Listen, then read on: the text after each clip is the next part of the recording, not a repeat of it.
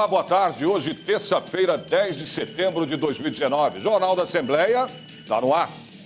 A cachumba voltou a assustar os brasileiros. Segundo o Ministério da Saúde, a imunização tem atingido níveis abaixo do índice recomendado, que é de 95% em alguns estados, como aqui em São Paulo, por exemplo. O percentual de crianças vacinadas nem chega a 75%. A vacina contra a cachumba é chamada de tríplice viral, a mesma que protege contra o sarampo e a rubéola. No estado de São Paulo, os grupos com maior incidência da doença são os adolescentes e jovens, pessoas que, na maioria das vezes, não atualizaram a carteirinha de vacinação. Os principais sintomas da cachumba são febre, dor na face, dor no corpo e também na cabeça. Vamos saber agora dos principais destaques de hoje do Jornal da Assembleia. A audiência pública debateu os novos caminhos para a reforma tributária. Os pró-reitores da Unicamp e Unesp estiveram na reunião da CPI que investiga possíveis irregularidades das universidades públicas de São Paulo. Deputados da Comissão Parlamentar de Inquérito da Venda de Animais estiveram em São Bernardo do Campo para investigar denúncias de possíveis irregularidades feitas à CPI. A partir de agora, no Jornal da Assembleia.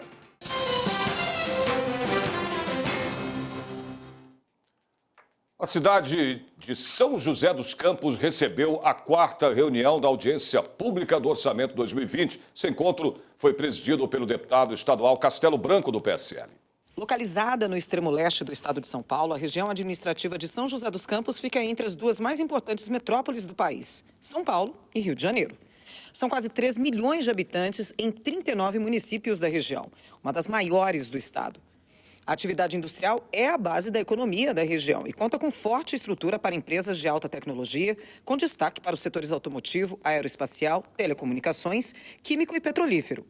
A região administrativa também tem o turismo fortalecido, principalmente nas encostas da Serra da Mantiqueira e no litoral norte. Região próspera, mas de contrastes.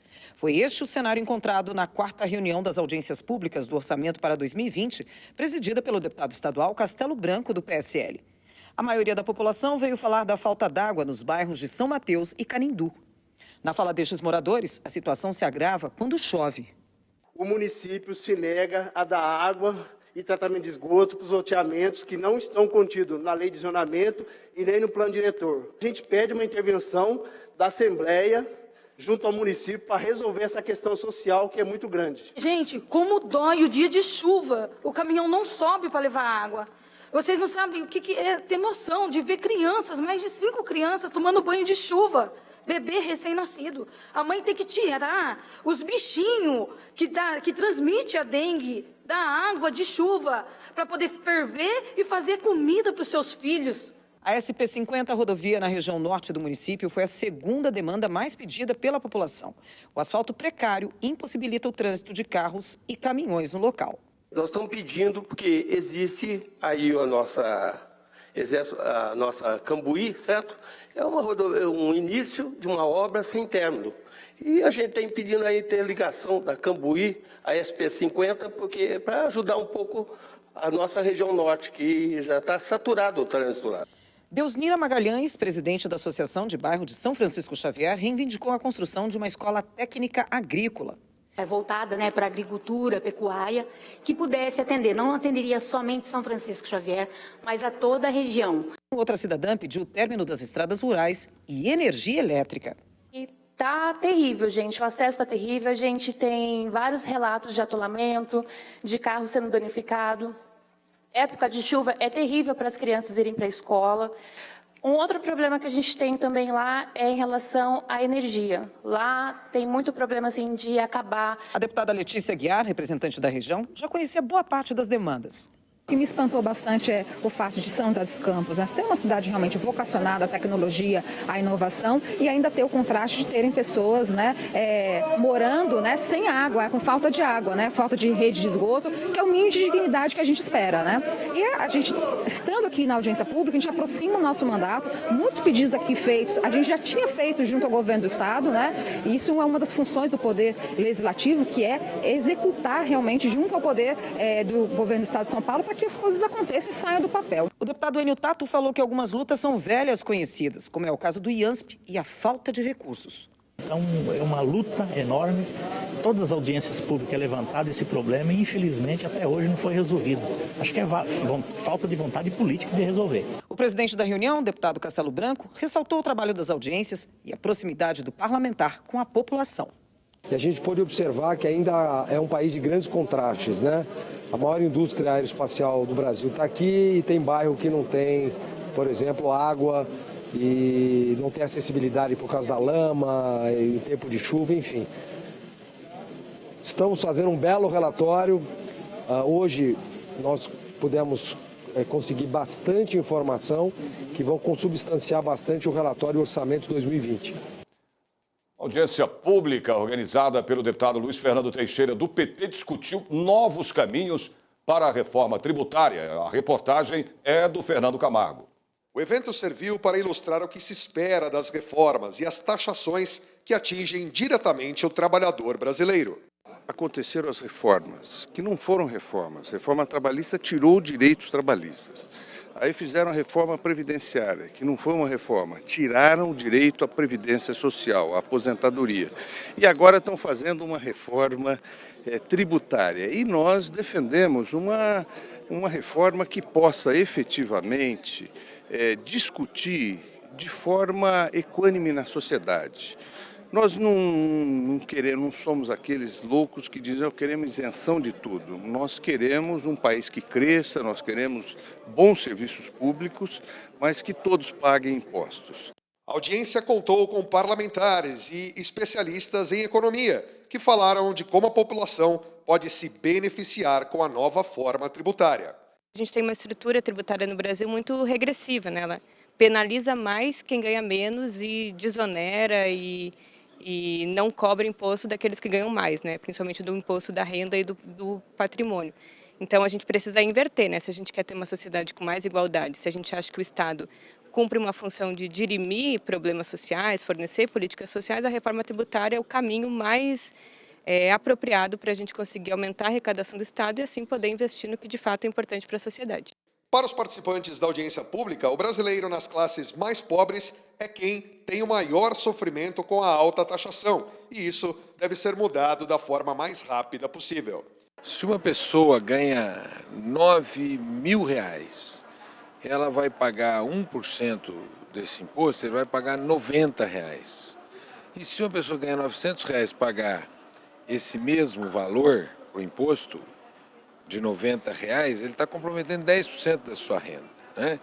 O fato é que hoje o imposto sobre arroz, feijão, o imposto sobre uma calça, uma camisa, um remédio, todos esses impostos recaem mais sobre os mais pobres, que recebem menos. O que nós precisamos era fazer com que os impostos tivessem uma incidência maior sobre a renda e sobre o patrimônio.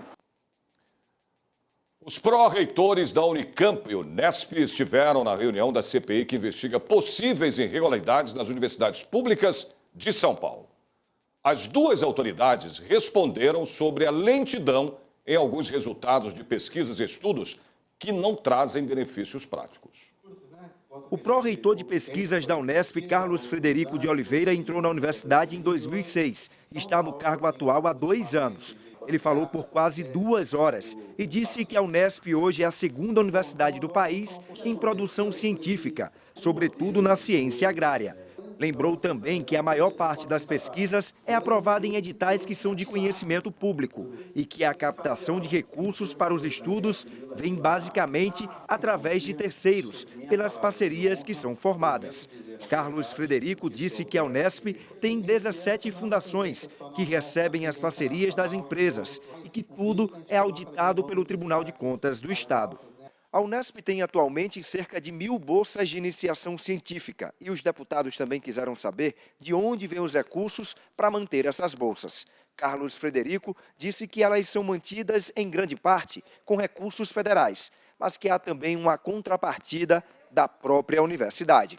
A contrapartida anual da Unesp é na ordem de R$ 2,5 milhões. O presidente da CPI, o deputado Wellington Moura, questionou também o pró-reitor de pesquisas sobre o cargo por ele ocupado.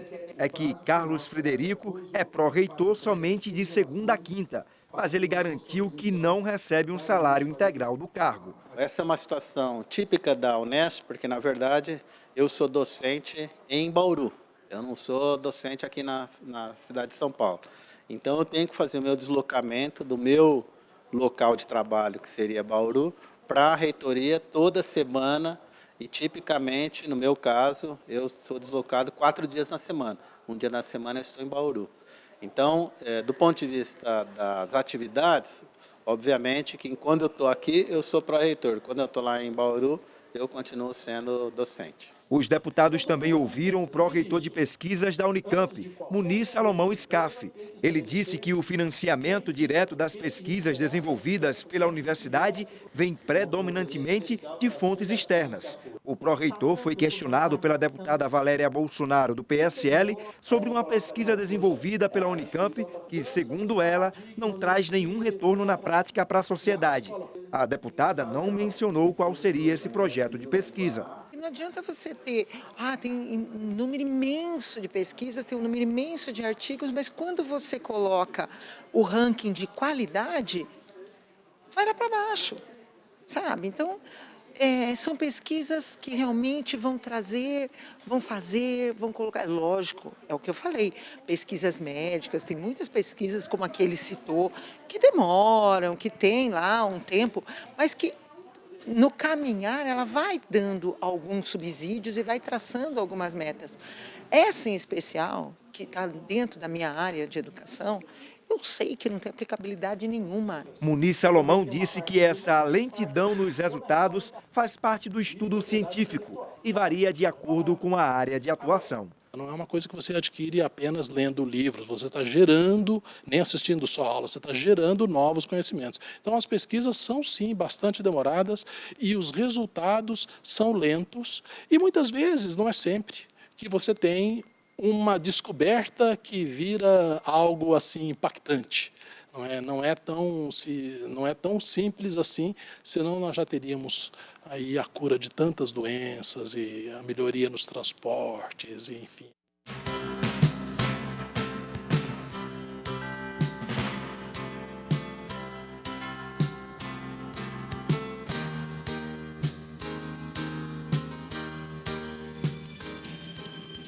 Exposição retrata 40 anos de trabalho social na Zona Sul de São Paulo. É o que você vai ver em instantes.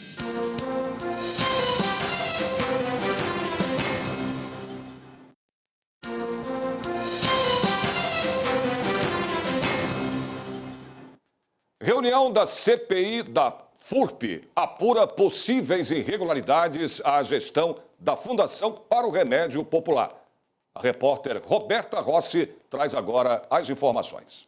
Na reunião de hoje, os parlamentares ouviram o diretor-geral de divisão industrial da FURP, Walter Brocanello Júnior, que respondeu alguns dos questionamentos feitos pelos integrantes da CPI, como o contrato de parceria pública-privada para a produção de remédios. Lembrando que a CPI da FURP está apurando possíveis irregularidades na construção e gestão da fábrica em Américo Brasiliense, interior de São Paulo. A Prefeitura de São Paulo quer recapear 237 ruas e avenidas da capital. O aumento do número de reclamações sobre buracos e asfalto precário na cidade chega a 250 queixas por mês. Foram mais de 1.700 reclamações na ouvidoria sobre buracos e pavimentação de janeiro a julho deste ano. Um aumento aí de 36% em relação ao mesmo período do ano passado, que teve 1.266 registros. A Prefeitura informou que as reclamações sobre os buracos aumentaram depois do fechamento da usina de asfalto da Barra Funda em janeiro deste ano. 3 empresas que fornecem asfalto foram contratadas e taparam quase 113 mil buracos em toda a cidade até julho. Exposição no Legislativo Paulista retrata os 40 anos de trabalho social na Zona Sul de São Paulo. O projeto Sol Vai Brilhar tem o apoio do primeiro secretário aqui da Assembleia Legislativa, o deputado Enio Tato, do PT.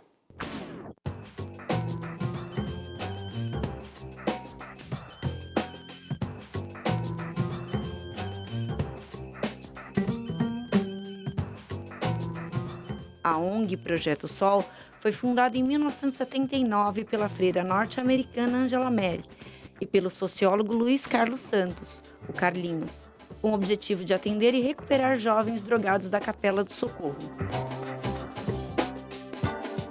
Nós começamos num barraquinho de madeira na comunidade 20 e atendendo a comunidade 20 e 19, a gente já achava essas crianças e adolescentes um diamante, né? Então a gente resolveu sempre trabalhar para lapidá-los. Então isso continua até hoje. Resolvemos que dar aula de alfabetização não anima, mas o que transforma é o esporte, através do Luiz Carlos, e a dança. Então montamos os espetáculos. Uma vez que uma comunidade de Holanda fez uma estrutura, a primeira estrutura de alvenaria, teve uma sala, mas só. E durante a construção montamos o espetáculo na rua. Então, aí que foi. A ONG atende cerca de 200 jovens. Muitos deles iniciaram sua jornada na instituição ainda crianças, como o artista plástico Renan de Oliveira, que começou suas atividades no Projeto Sol aos 4 anos de idade. Desde pequeno, quando eu morava num barraquinho de madeira, eu e meu irmão mais velho, nós sempre desenhava, né? Sempre procurava estar desenhando em qualquer canto da casa. Então, desde pequeno, eu sempre gostei de pintar, de desenhar. E nós teve uma professora de artes que foi até o projeto, aperfeiçoar as técnicas, né, na pintura em tela, a óleo, e deu nesse resultado, né?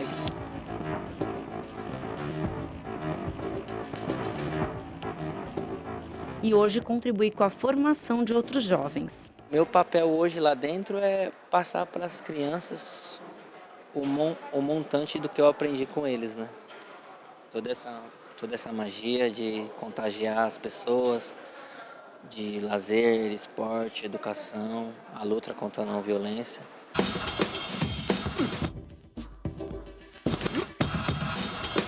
E hoje, fosse resumir tudo isso em uma palavra só, eu diria gratidão. Gratidão por tudo que eu aprendi como pessoa com eles e gratidão por estar tendo a oportunidade de passar para essas crianças o que eu aprendi com eles, né?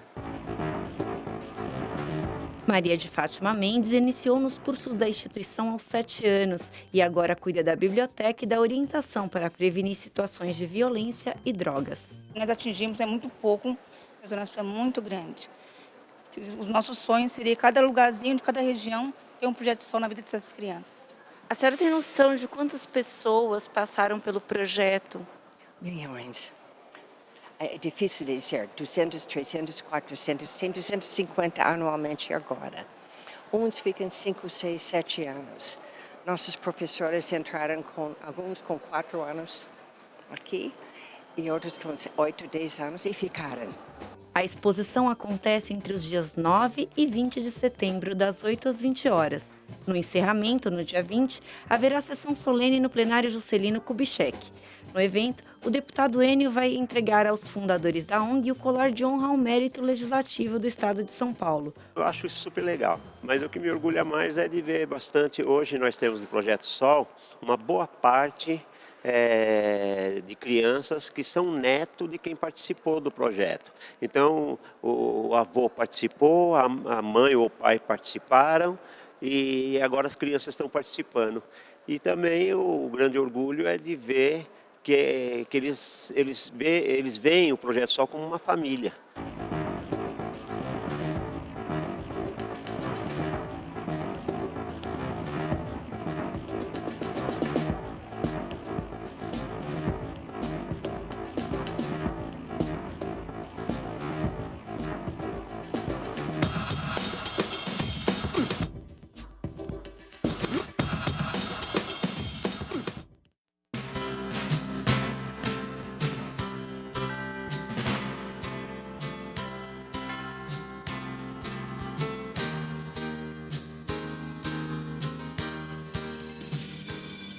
Deputados da Comissão Parlamentar de Inquérito da Venda de Animais estiveram em São Bernardo do Campo para investigar denúncias de possíveis irregularidades feitas à CPI. É o que você vai ver em instantes.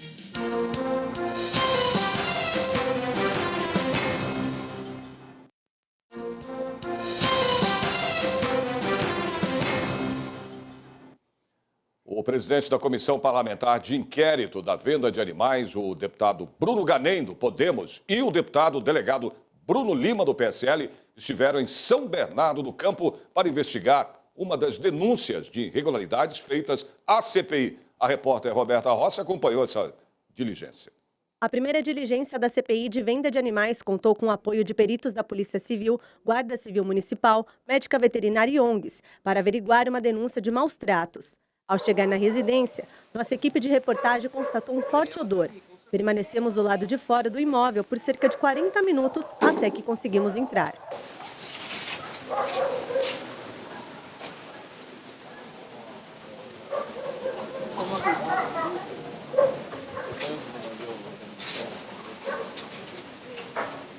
Cães de diferentes portes e raças se misturaram em meio à sujeira. Dentro da residência, alguns animais preparados para serem vendidos. A dona do imóvel se defendeu, alegando que os cachorros, todos dela, eram bem tratados. Olha, filho, eu não tenho cachorro nenhum aqui para vender. Não? Não. Isso tudo aqui, então? Não. Eu já vendi, sim. Tá. Já vendi. Qual que é o objetivo? Sabe? Ou ao contrário, você pode ligar para a doutora Camila, que é a veterinária aqui, ela vai lhe explicar.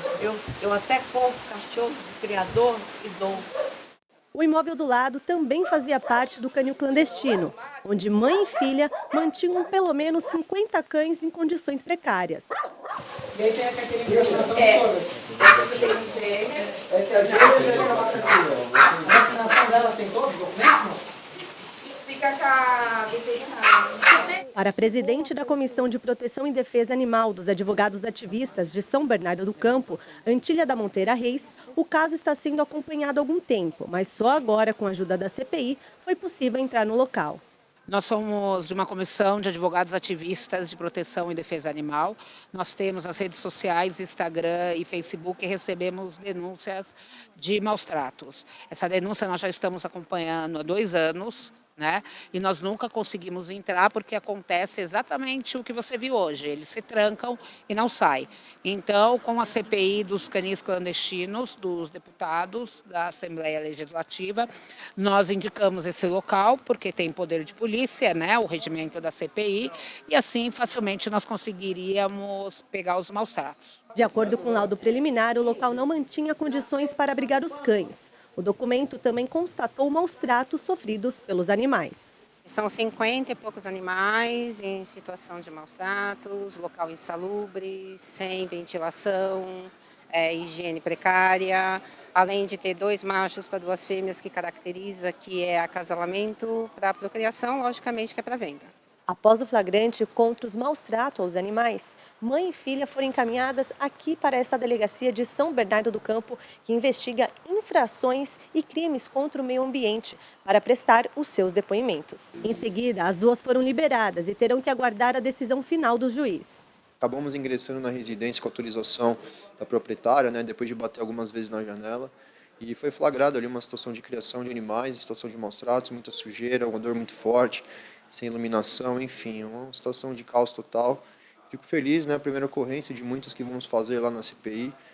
Eu acho que praticamente mais de 50 animais que foram salvos aí pela atuação da Assembleia, pela atuação dos gabinetes aí dos deputados. Nós teremos outras oitivas, né, a cada 15 dias teremos aí uma série de oitivas, acompanhando tanto esse trabalho de campo, junto com o trabalho efetivamente das oitivas na própria Assembleia.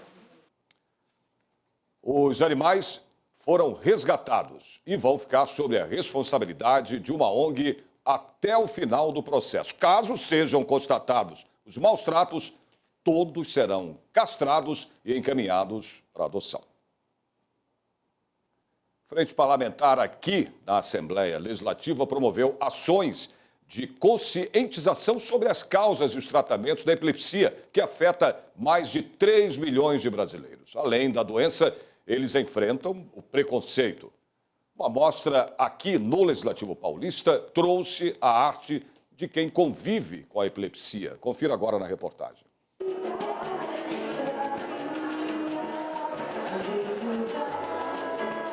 A exposição Arte e Epilepsia dá as boas-vindas para quem chega no Palácio 9 de Julho.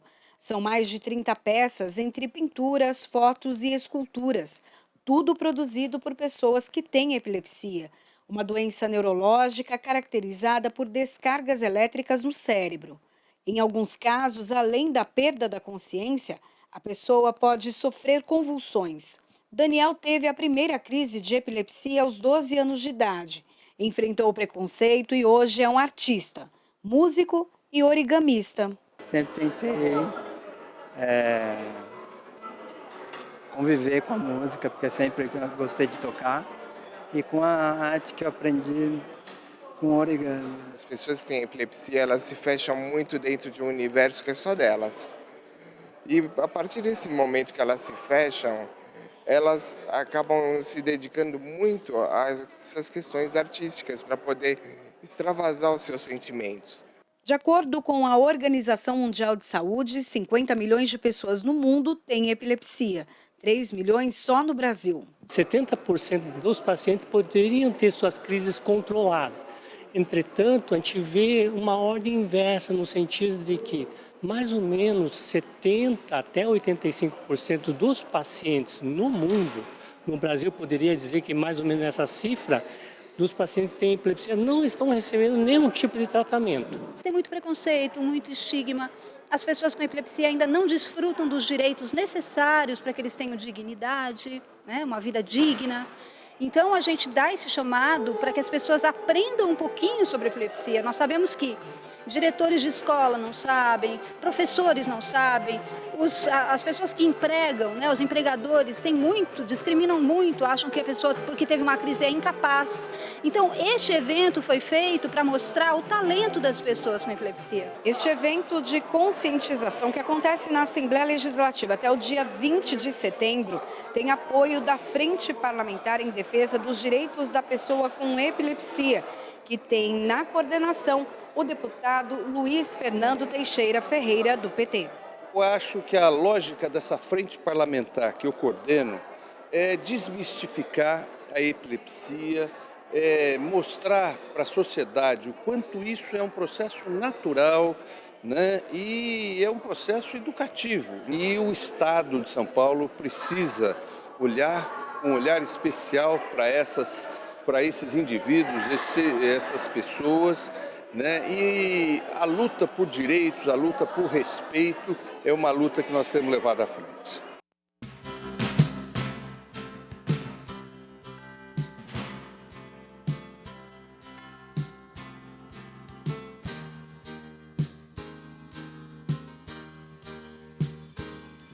O Jornal da Assembleia desta terça-feira termina aqui. Lembrando a você que a partir das 2h30 da tarde a TV Alesp transmite ao vivo a sessão plenária, que você pode acompanhar na internet através do nosso site, que é ol.sp.gov.br, e também no YouTube. A gente se vê de novo amanhã a partir do meio-dia. Até lá e ótima tarde para você.